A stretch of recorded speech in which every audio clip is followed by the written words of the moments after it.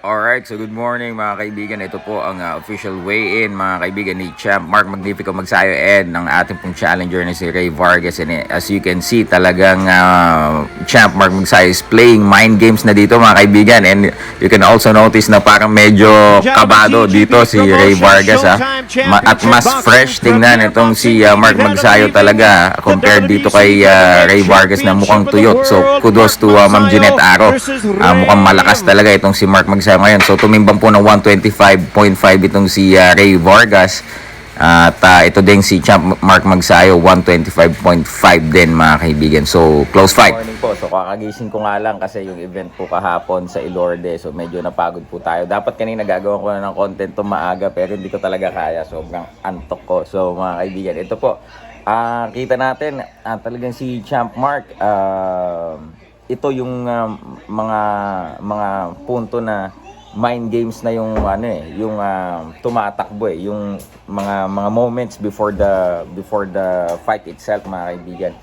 And kapag nasindak mo na agad yung kalaban mo, syempre may upper hand ka na kahit papaano dito sa darating yung laban.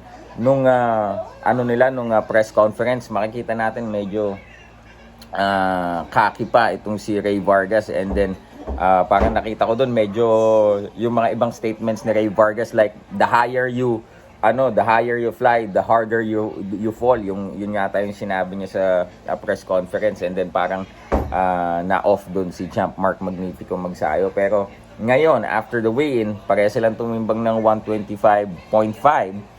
Talagang Champ Mark Magsayo wants to intimidate na itong challenger at ipakita na siya yung talagang lamang sa sa laban na ito. And we can all notice naman, i-double check nyo if you will agree with me, ito pong si Champ Mark Magnifico Magsayo, he looks fresher than Ray Vargas.